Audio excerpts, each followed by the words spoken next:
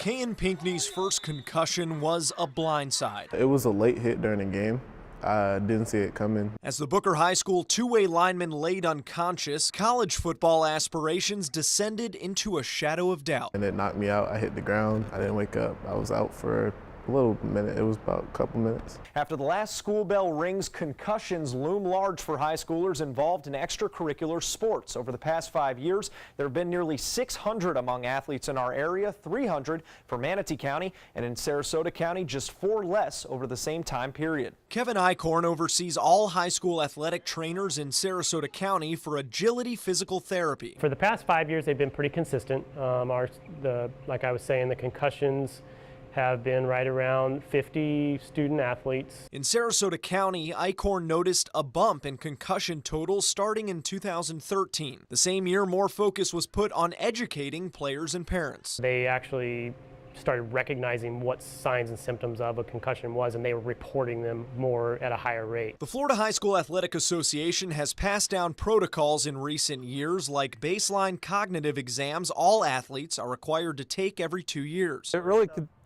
confuses the kids on purpose. It gives them a bunch of squiggly lines that they have to recognize at several points throughout the test. They have to count numbers backwards. If an athlete thinks they've had a concussion, then gets cleared by a doctor, they retake that test as part of an 8-step return to play protocol. It's not a measure of their intelligence, which I always try to explain to them first.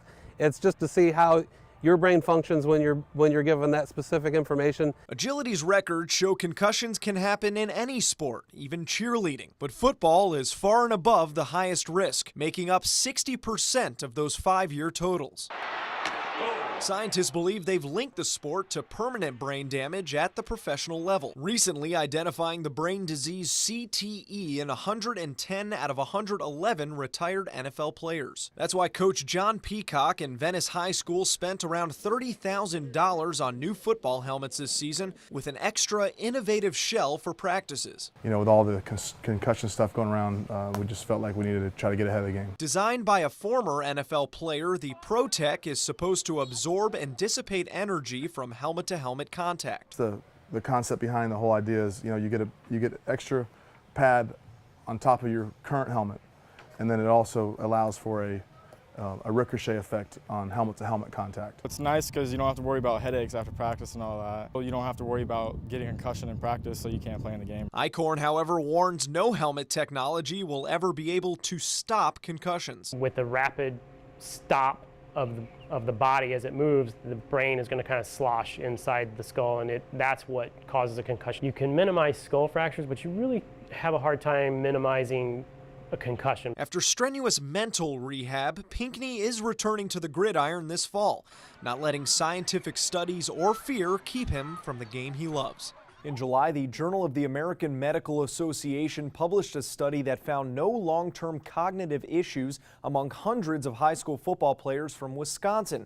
However, these were players who came up in the 1950s, and coaches agree more research needs to be done on modern high school athletics. In the newsroom, Adam Cellini, ABC7, your Suncoast News.